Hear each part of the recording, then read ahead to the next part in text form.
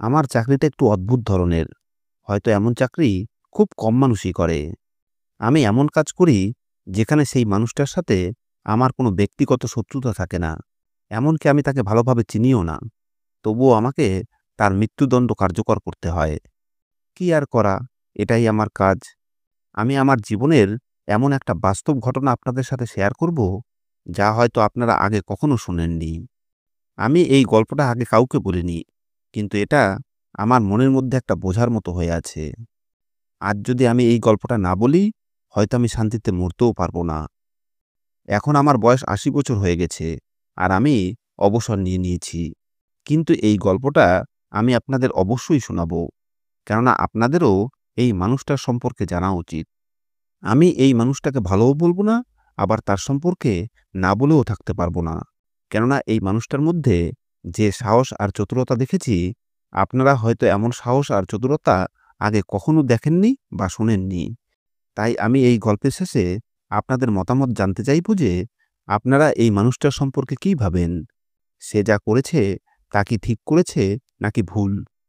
তো চলুন আমি আমার গল্পটা শুরু করি। সকাল ৫টা বাজে, আর আজ আমাদের একজন আসামিকে ফাঁসির সাজা দিতে হবে। আজ খুব ঠান্ডা পড়েছিল এবং ফাঁসির মঞ্চের ছাদটা ভেঙে গিয়েছিল বলে সেটা মেরামত করা হচ্ছিল। এই বন্দির নাম রবি।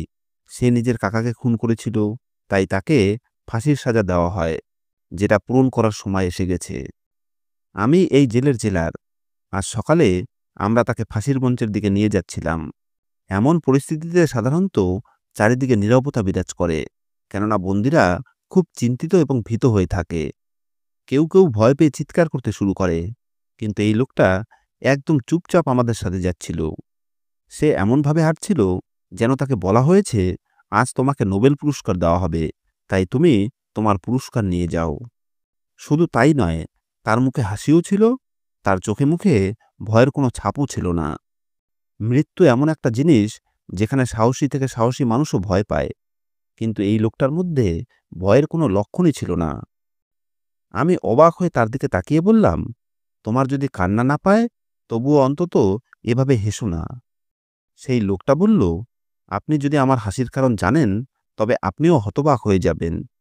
এছাড়াও আমি শুনেছি যে ফাঁসির আগে আমার কাছে আমার শেষ ইচ্ছা জিজ্ঞেস করা হবে।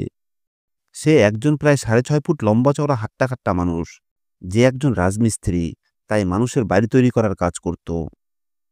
আজকে এত ঠান্ডা ছিল যে আমিও শীতে কাঁপছিলাম। কিন্তু আজ যেহেতু তার জীবনের শেষ দিন, তাই আমি তাকে বললাম, হ্যাঁ বলো, তোমার শেষ ইচ্ছেটা কি? সাধারণত মানুষ শেষ ইচ্ছা হিসেবে কোনো খাবার খেতে চায় বা প্রিয়জনের সাথে দেখা করতে চায়, কিন্তু সে কাউকে ডাকার কথা বলল না, যদিও তার পরিবার ছিল। লোকটা একেবারে গ্রামের সাধারণ মানুষের মতো ছিল, যারা সারা জীবন সংসার সামলাতে সামলাতেই জীবন কাটিয়ে দেয়। লোকটা বলল, আমার শেষ ইচ্ছাটা খুব অদ্ভুত। আপনারা কি আমার শেষ ইচ্ছাটা পূরণ করবেন? আমি বললাম, যদি সম্ভব হয় তবে আমরা অবশ্যই পূরণ করব। সে বলল, না মানে আমার ইচ্ছাটা এমনও নয় যে এটা আপনাকে পূরণ করতেই হবে। আমি বললাম, মানে? সে বলল, আমার শেষ ইচ্ছাটা হলো, আমার ফাঁসির ঠিক ৪ মাস পরে আপনারা আমার কবরটা খুঁড়ে দেখবেন সেখানে কি আছে। আমি তার কথা শুনে একটু অবাক হয়ে বললাম, এটা কেমন ইচ্ছা?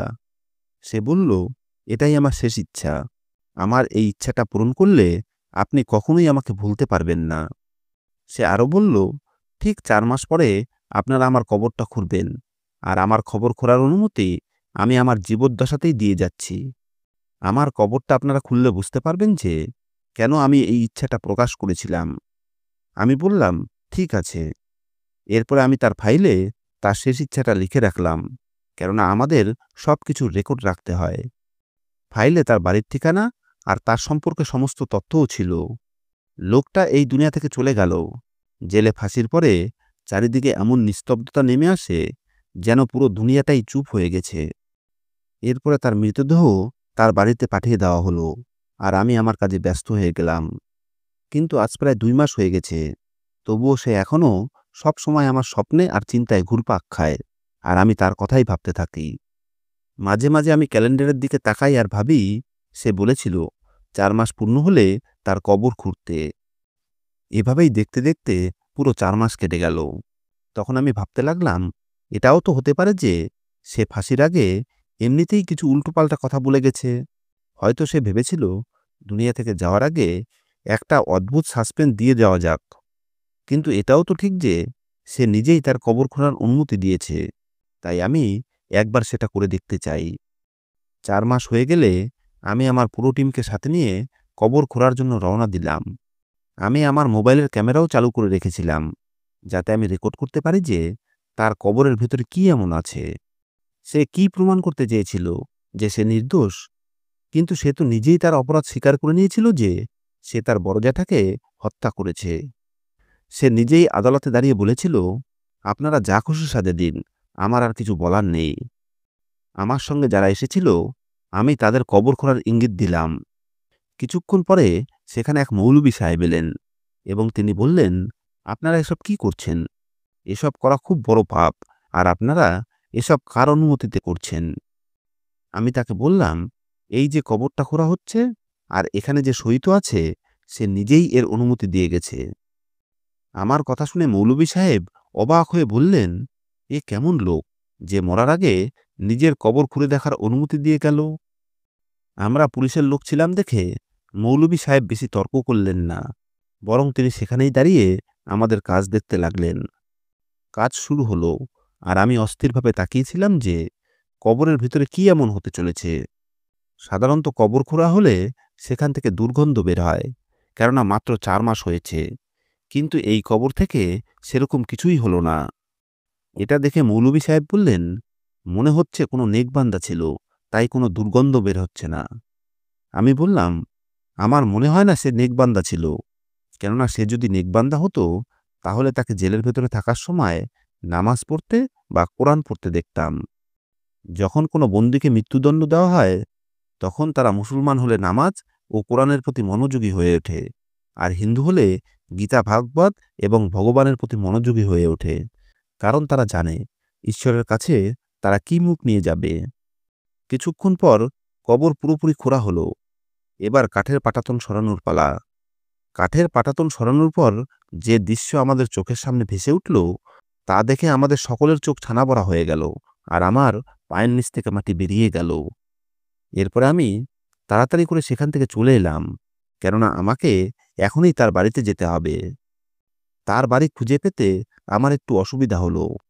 মহল্লার একটা বাচ্চাকে জিজ্ঞেস করলে সে আমাকে দেখিয়ে দিল যে এটা আনোয়ার মিস্ত্রির বাড়ি। বাড়ির দরজার দিকে তাকিয়ে আমি খুব অবাক হলাম, কেননা বাড়িটা খুব ছোট এবং খারাপ অবস্থায় ছিল। দরজার সামনে একটা ছেঁড়া মাদুর রাখা ছিল, আর দরজায় একটা ছেঁড়া পর্দা ঝুলছিল। দরজাটাও কাঁচা বাঁশের তৈরি, যেটার জায়গায় জায়গায় জোড়া দেওয়া ছিল। আমি দরজায় ধাক্কা দিলে ভেতর থেকে এক বৃদ্ধা মহিলার গলা ভেসে এলো। তিনি বললেন, কে? আমি কি বলবো বুঝতে পারছিলাম না, তাই আমি বললাম, মা জি, আমি। তিনি বললেন, যেই হও, ভেতরে এসো বাবা। যখন আমি বাড়ির ভেতরে ঢুকলাম, তখন সামনের দৃশ্য দেখে আমি হতবাক হয়ে গেলাম। এই বাড়িতে সম্ভবত 2টো ঘর আর একটা ছোট্ট রান্নাঘর ছিল, আর বাড়ি থেকে একটা অদ্ভুত ধরনের দুর্গন্ধ বেরোচ্ছিল। আর বাইরের ছোট্ট উঠোনে সেই বৃদ্ধ মহিলা কাপড় সেলাই করছিলেন। তার চোখে যে চশমা ছিল, তা দেখে বোঝা যাচ্ছিল যে তার চোখের পাওয়ার খুব বেশি। সেলাইয়ের কাজ করার অবস্থা তার ছিল না, তবুও তিনি সেই কাজে মগ্ন ছিলেন। আমার দিকে তার দৃষ্টি পড়লে তিনি বললেন, বলুন, কার সাথে দেখা করতে চান? আমি বললাম, আমার নাম রবি, আর আমি আপনার ছেলের সম্পর্কে কিছু তথ্য জানতে এসেছি। বৃদ্ধা তার ছেলের কথা শুনে নিজের বুকে হাত রাখলেন এবং বললেন, 4 মাস পরে আজ প্রথমবার কেউ তার সম্পর্কে কথা বলতে এসেছে। নতুবা যারা এসেছে সবাই কথা শোনাতেই এসেছে। আমি বললাম, আমি জানি সে আর এই দুনিয়াতে নেই, কিন্তু আমি তার সম্পর্কে কয়েকটা জিনিস জানতে চাই। আপনি কি আমাকে বলবেন? তিনি বললেন, একজন মা তার ছেলের সম্পর্কে বলতে কেন ভয় পাবে? আমার তো ভালো লাগে যখন কেউ তার কথা বলে। না তো সে এই দুনিয়াতে আছে, আর না তার স্মৃতি। সে সময় আমি সামনে তাকিয়ে দেখলাম একজন মহিলা দরজার আড়াল থেকে চুপ করে আমাকে দেখছে। মহিলার বয়স প্রায় 20-25 বছর হবে এবং সম্ভবত সে বিবাহিত। ঘরে একটা ছোট্ট ভাঙা চৌকি পড়ে আছে, আর সম্ভবত সেই ঘরে একটা ছোট্ট বাচ্চাও আছে। বাচ্চাটাকে দেখে আমার মনে প্রশ্ন এলো যে এই বাচ্চাটা কার? কোথাও এই বাচ্চাটা আনোয়ারের নয় তো? যখন সেই মহিলা দেখল যে আমি তাকে দেখেছি, তখন সে দরজার আড়ালে লুকিয়ে গেল। বৃদ্ধ মাও সেই দৃশ্য দেখে ফেললেন এবং তিনি বললেন, এটা আনোয়ারের বিধবা বউ, আর সে অপরিচিতদের সাথে বেশি কথা বলে না। মেয়েটা খুব অসুস্থ আর টেনশনে থাকে, তাই আমি ওকে নিয়ে খুব টেনশনে থাকি বাবা। সেই অসহায় বৃদ্ধা আমাকে বসতে বললেন। আমি বসলাম এবং তাকে বললাম, মা, আপনি কি আমাকে বলতে পারেন সে কেন খুন করেছিল? তিনি বললেন, হ্যাঁ, এর পেছনেও অনেক বড় গল্প আছে। আমি তাকে বললাম, আমি সেই গল্পটাই শুনতে এসেছি। তিনি বললেন, এটা অনেক বড় গল্প। এরপরে সেই বৃদ্ধ মহিলা আমাকে তার ছেলের গল্প শোনাতে লাগলেন। তিনি বললেন, আমার ছেলে খুব বুদ্ধিমান ছিল, আর সে কোনো সাধারণ মানুষ ছিল না। আমি তাকে জিজ্ঞেস করলাম, মানে? তিনি বললেন, আমরা যেমন সাধারণ মানুষ, আমার ছেলে তেমন ছিল না। ও একটু অন্যরকম ছিল। ও সবকিছু খুব তাড়াতাড়ি আয়ত্ত করে নিত। যখন ও পঞ্চম শ্রেণীতে পড়ত, তখন অষ্টম শ্রেণীর পুরো বই ওর মুখস্থ ছিল। তাই ওর ক্লাসের শিক্ষক অষ্টম শ্রেণীর ছাত্রদের সাথে ওর পরীক্ষা নিয়েছিল, আর সেই পরীক্ষায় ও প্রথম হয়েছিল। ওর ক্লাসের শিক্ষক আমাকে ডেকে বলেছিল, ও এভাবে নিজের চেষ্টা চালিয়ে গেলে অনেক উন্নতি করতে পারবে।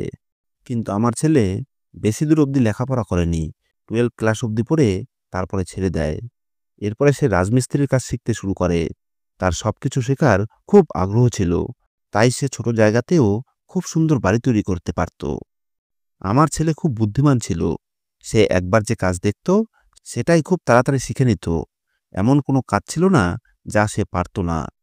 কিছু মানুষ থাকে না, যারা সাধারণ মানুষের চেয়ে অনেক বেশি বুদ্ধিমান হয়। আমার ছেলেও তেমনই ছিল। আমি বুঝতে পারলাম এই বৃদ্ধ মা কি বলতে চাইছেন। তার মানে সে সত্যিই খুব বুদ্ধিমান মানুষ ছিল। তাকে দেখেও বোঝা যেত যে সে বুদ্ধিমান, কেননা সে তেমনই কথা বলতো। এরপরে সেই বুড়িমা বলতে লাগলেন, আমার ছেলে খুব অল্প বয়সেই পরিশ্রম করে আমাদের সবার পেট চালাতে শুরু করেছিল। তারপর আমি তার বিয়ে দিলাম। উপরওয়ালা তাকে অল্প বয়সেই সন্তান দিলেন। আমার ছেলের কাছে সব সময় কিছু কাগজ থাকত, যার উপর নকশার মতো কিছু আঁকা থাকত। সে বলতো, যেদিন এই নকশাগুলো বিক্রি হবে, সেদিন আমরা বড়লোক হয়ে যাব। আমি তো বুঝতাম না এগুলো কি ছিল, কিন্তু সে সেই নকশাগুলোকে নিজের জীবনের চেয়েও বেশি যত্ন করত এবং বলতো, আমি শহরে গিয়ে কোনো বড় কোম্পানির কাছে যাব এবং তাদের এগুলো দেখাবো। তারা এগুলো লক্ষ লক্ষ টাকায় কিনে নেবে। আমি একজন সহজ সরল বৃদ্ধা মানুষ ছিলাম। ছেলে টাকা এনে দিত, তা দিয়ে আমাদের সংসার চলত। আমি এতেই খুশি ছিলাম যে সংসার ভালোভাবে চলছে। কিন্তু তারপরে আমাদের এই সংসারে কারো নজর লাগলো। আমার স্বামী তার বড় ভাইয়ের কাছ থেকে কিছু টাকা ঋণ নিয়ে এই বাড়িটা বানিয়েছিল। এখন আমার স্বামী মারা যাওয়ার পরে আমার ভাসুর এখানে এসে আমাদের ভয় দেখাতে লাগলেন। সে এখানে এসে বলতো, টাকা ফেরত দাও, না হলে এই বাড়ি তার নামে লিখে দাও। আমরা গরিব মানুষ, আর আমাদের এই একটাই বাড়ি। আর তোমরা দেখো, এই বাড়ি কি থাকার মতো? কিন্তু তবুও আমাদের মাথার উপরে একটা ছাদ ছিল। আমরা তার কাছ থেকে যত টাকা নিয়েছিলাম, এই জায়গা তার চেয়ে অনেক দামি। তাই সে চালাকি করছিল আর বলছিল, আমাকে এই বাড়িটা দিয়ে দাও, তোমাদের ঋণ মুকুব হয়ে যাবে। আমার স্বামী ঋণ নিয়েছিল 5 লাখ টাকা, আর এই জায়গার আজকের দাম প্রায় 20 লাখ টাকা। তোমার কাকা যখন বেঁচে ছিলেন, তখন তিনি এই বাড়িটা বানিয়েছিলেন, কিন্তু হঠাৎ অ্যাক্সিডেন্টে তার মৃত্যু হয়ে যায়। তাই আমরা টাকা শোধ করতে পারিনি। প্রথমে ভাসুর নিজেই এসে চিৎকার চেঁচামেচি করত। তারপরে সে আমাদের বাড়িতে লোক পাঠাতে শুরু করল। তারপরে একদিন তো খুব খারাপ কিছু হয়ে গেল। সেদিন আমার ভাসুর নিজেই বাড়িতে ঢুকে পড়ল। তখন আনোয়ারের বউ একাই বাড়িতে ছিল। ভাসুর বারবার দরজা ধাক্কাতে লাগলো, কিন্তু যখন বৌমা দরজা খুলল না, তখন সে দরজা ভেঙে সোজা ভেতরে ঢুকে এলো। ভাসুরের এসব কাণ্ড দেখে বেচারি খুব ভয় পেয়ে নিজেকে ঘরের মধ্যে আটকে নেয়। কিন্তু আমার ভাসুর দরজা ভেঙে। আমরা যখন ফিরে এলাম, তখন দেখলাম ঘরের দরজা ভাঙা। বাড়ির ভেতরে ঢুকলে বৌমা আমাকে সব কথা বলল। আমি তাকে বললাম, আনোয়ার আসলে আমরা থানায় যাব কেস করতে। কিন্তু আনোয়ার এসে যখন সমস্ত কথা শুনল, তখন রেগে গিয়ে তার বড় জ্যাঠাকে এই দুনিয়া থেকে উপরে পাঠিয়ে দিল। আমি এটা বলছি না যে সে খুব ভালো কাজ করেছে। তার আইনের আশ্রয় নেওয়া উচিত ছিল, কিন্তু জ্যাঠা তো বাবার মতো হয়। যখন সেই বাড়ির মহিলাদের উপরে খারাপ নজর দেয়, তখন কি আর করা যায়? ওর অল্প বয়স ছিল বাবা, তাই রাগের বশে এসব হয়ে গিয়েছিল। ফিরে এসে সে বলেও ছিল, এখন আমাকে পুলিশের কাছে আত্মসমর্পণ করতে হবে। কিন্তু আমি তোমাদের কাছে প্রতিজ্ঞা করছি, সব ঠিক হয়ে যাবে।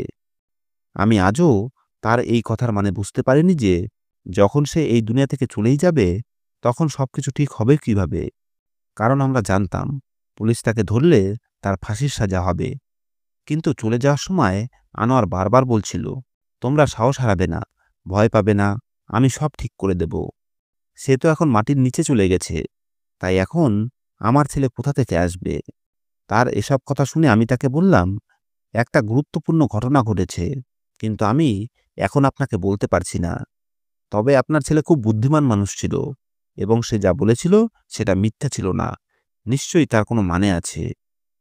তারপর আমি তাকে জিজ্ঞেস করলাম যে, আপনার ছেলের শেষ ইচ্ছা কী ছিল? আপনি বলছিলেন না, আপনার ছেলের কাছে কিছু নকশা ছিল, যেগুলো সে সবসময় নিজের কাছে রাখত। সেই নকশাগুলো কি আমি পেতে পারি? সেই বৃদ্ধা মহিলা আমার দিকে অদ্ভুত দৃষ্টিতে তাকালেন, কারণ এটাই তার কাছে তার ছেলের শেষ স্মৃতিচিহ্ন। আমি তাকে বললাম, আমি একবার দেখেই আপনার জিনিস আপনাকে ফিরিয়ে দেব। আমার কথা শুনে তিনি তার পুত্রবধূকে ইঙ্গিত করলেন, এবং কিছুক্ষণ পরে সে সেই নকশাগুলো নিয়ে এলো। আমি সেগুলো দেখলাম। সেটা একটা মোটা খাতা, যার ভেতরে অনেকগুলো বড় বড় কাগজ রাখা ছিল। আমি তাদের বললাম, আমি কিছুক্ষণ পরে আপনাদের এই জিনিসগুলো ফিরিয়ে দিয়ে যাব। আর আপনার ছেলে আপনাকে যা বলেছিল, আমিও আপনাকে সেটাই বলতে চাই। আপনাদের চিন্তিত হওয়ার কোনো দরকার নেই। তারপর আমি আবার সেই কবরের দিকে রওনা দিলাম, এবং সেখানে যে শ্রমিকরা দাঁড়িয়ে ছিল, তাদের আবার কাজ করতে বললাম। আমি তাদের দিকে ইঙ্গিত করলাম এবং বললাম, এই কবরের আশপাশটা খোঁড়ো। আমার কথা শুনে তারা হতবাক হয়ে আমার দিকে তাকিয়ে রইল। এরপরে আমি আমার সাথে থাকা কনস্টেবলকে বললাম, এই কবরস্থানে যে সবসময় কবর খোঁড়ার কাজ করে, তাকে ডেকে আনো। যখন সেই কবর খোঁড়ার লোকটাকে ডেকে আনা হলো, তখন তার মুখ দেখেই মনে হচ্ছিল যে সে যেন অনেক বড় অপরাধ করেছে। আমি তাকে বললাম, তুমি কি আনোয়ারকে চিনতে? প্রথমে সে ভয় পাচ্ছিল, কিন্তু তারপরে বলল, হ্যাঁ চিনি। সে আমার খুব কাছের বন্ধু। আমরা একে অপরের সুখ দুঃখের সঙ্গী ছিলাম। আমি বললাম, তাহলে তুমিই এসব করেছ? সে বলল, আমি কিছুই করিনি। যা করেছে সে নিজেই করেছে। আমি তো শুধু তাকে সাহায্য করেছি। আমি তাকে বললাম, তুমি কি জানো, এসবে সাহায্য করার অপরাধে আমি তোমাকে গ্রেপ্তার করতে পারি? সে বলল, না স্যার, আমি জানি আপনি আমার কিছুই করতে পারবেন না। তার কথা শুনে আমি চুপ হয়ে গেলাম, কারণ সে ঠিক কথাই বলছিল। আসল ঘটনা হলো, যখন আনোয়ারের কবর খোঁড়া হয়েছিল, তখন কবরের পাশ দিয়ে একটা গর্ত করা হয়েছিল, যেটা বাইরে থেকে বোঝা যেত না। তাই তো কবরের ভেতর থেকে কোনো দুর্গন্ধ বের হয়নি, আর আমরা কোনো অদ্ভুত দৃশ্যও দেখতে পাইনি, কারণ আনোয়ার তার কবরের ভেতরে ছিলই না। সে খুব ভালো রাজমিস্ত্রি ছিল, মানুষের বাড়ি তৈরি করত। সে ছোট জায়গাতেও খুব সুন্দর নকশার বাড়ি তৈরি করতে পারত, যা দেখে মানুষ অবাক হয়ে যেত। ছোট জায়গায় এত সুন্দর, এত নিখুঁতভাবে বাড়ি তৈরি করত যে একটুও জায়গা নষ্ট করত না। এই ছিল তার প্রতিভা, আর সে সেটাই করেছিল। সে তার কবরের ভেতর থেকে একটা রাস্তা তৈরি করেছিল, আর সেই রাস্তা অন্য দিক দিয়ে বের করেছিল। অর্থাৎ যখন আমরা তাকে কবরে রেখেছিলাম, তখন সে কবরের ভেতরের সুড়ঙ্গের মতো রাস্তা দিয়ে পালিয়ে গিয়েছিল। কিন্তু প্রশ্নটা হলো, যখন আমরা তাকে ফাঁসি দিয়েছিলাম, তখন সে বাঁচল কি করে? এটা কি করে সম্ভব? আমি তার কবর খোঁড়ার লোকটাকে বললাম, সে এখন কোথায় আছে? লোকটা বলল, আমি বলবো না। আমি বললাম, আমি তোমাকে কথা দিচ্ছি, তার কিছুই হবে না। আমরা তাকে আর ফাঁসি দেব না। কিন্তু তুমি বলো, সে কোথায় আছে? সে বলল, এখান থেকে দূরে ফিরোজপুর নামে একটা গ্রামে সে আছে। আমি একাই সেই গ্রামের দিকে রওনা দিলাম, এবং সেখানে পৌঁছে সামনে যে দৃশ্য দেখলাম, তাতে আমি হতবাক হয়ে গেলাম, কারণ আমার সামনে আনোয়ার দাঁড়িয়ে। এটা কি করে সম্ভব? আমরা তো তাকে ফাঁসি দিয়েছিলাম, তার লাশ তুলে তার বাড়ির লোকেদের কাছে পাঠিয়েছিলাম। তাহলে সে বাঁচল কি করে? আমাকে দেখে সে হাসিমুখে বলল, জেলার সাহেব আসুন। তার পোশাক আর অবস্থা দেখে মনে হচ্ছিল সে কোনো পরিশ্রমের কাজ করছে। আমি সামনের দিকে তাকিয়ে দেখলাম সে একটা ছোট্ট বাড়ি তৈরি করেছে। আমি সেই বাড়ির ভেতরে ঢুকলাম, এবং ভেতরে ঢুকে আমি অবাক হয়ে গেলাম, কেননা এটা বাড়ি নয়, যেন কোনো প্রাসাদ। সে আমাকে দুধ চা এনে দিল এবং বলল, সাহেব খেয়ে নিন, ভয় পাবেন না সাহেব, আমি আপনাকে মারব না। আমি অবাক চোখে তার দিকে তাকিয়ে বললাম, এসব কিভাবে হলো? সে বলল, সেদিন খুব ঠান্ডা আর কুয়াশা ছিল, আর আপনি তো জানেন আমি লম্বা চওড়া মানুষ, তাই পা দিয়ে কাঠের পাটাতনে হালকা ব্যালেন্স রেখেছিলাম, তাই ভাগ্যক্রমে আমি বেঁচে যাই আর একটু অভিনয় করেছিলাম। এখন আপনি তো জানেন আপনারা আর আমাকে আইনের আওতায় এনে শাস্তি দিতে পারবেন না। আমি অবাক হয়ে তার দিকে তাকালাম এবং বললাম, তুমি এটাও জানো? সে বলল, হ্যাঁ, কারণ ভারতের আইন অনুযায়ী যদি আপনারা কোনো অপরাধীকে ফাঁসির সাজা দেন আর ফাঁসির সময় যদি তার দড়ি ছিঁড়ে যায় বা ফাঁসি দেওয়ার পরেও সে বেঁচে যায়, তাহলে আপনারা তাকে আর আইনের আওতায় আনতে পারবেন না। আপনাদের তাকে সসম্মানে ছেড়ে দিতে হবে। তাই এখন আপনারা আমার কিছুই করতে পারবেন না। সে বলল, আমি সারা দুনিয়ার জন্য মরে গেছি, কিন্তু আমি এখনো বেঁচে আছি আর বাড়িও বানাচ্ছি। এটা কমপ্লিট হয়ে গেলে আমি আমার পরিবার এখানে নিয়ে আসব। আমি এখানে কাউকেই আমার নাম বলিনি আর চেহারাও একটু বদলে নিয়েছি। তার মুখে লম্বা দাড়ি ছিল। সে আরও বলল, দেশের আইন এখন আমার কিছুই করতে পারবে না। আমি বললাম, তোমার কথা তো একদম ঠিক, কিন্তু আমি অবাক হচ্ছি যে তুমি আমাকে এসব কেন বললে? তুমি তো চুপচাপও চলে যেতে পারতে আর এখানে আরামসে জীবন কাটাতে পারতে। সে বলল, আমি যদি আপনাকে এসব না বলতাম তাহলে আপনি কি করে বুঝতেন যে আমি কি জিনিস? এই কথা বলে সে হাসতে লাগলো। আমার মুখেও হাসি ফুটে উঠল আর আমি বললাম, তুমি সত্যিই অসাধারণ। তোমার জন্য আমার কাছে একটা কাজ আছে। আমার জামাইবাবু খুব বড় কোম্পানির মালিক। আমি তার সাথে কথা বলে তোমাকে কাজে লাগিয়ে দেব। সেখানে তুমি তোমার অসাধারণ দক্ষতা কাজে লাগিও। আজ অনেক বছর হয়ে গেল। সে এখন আমার জামাইবাবুর কোম্পানিতে কাজ করে। তার স্ত্রী সন্তানদেরও সেখানে নিয়ে গেছে। বন্ধুরা, এই গল্পটাই আমার জীবনের সবচেয়ে অদ্ভুত ঘটনা ছিল। আজকের গল্প যদি আপনাদের ভালো লেগে থাকে তাহলে কমেন্ট করে অবশ্যই জানাবেন। ধন্যবাদ।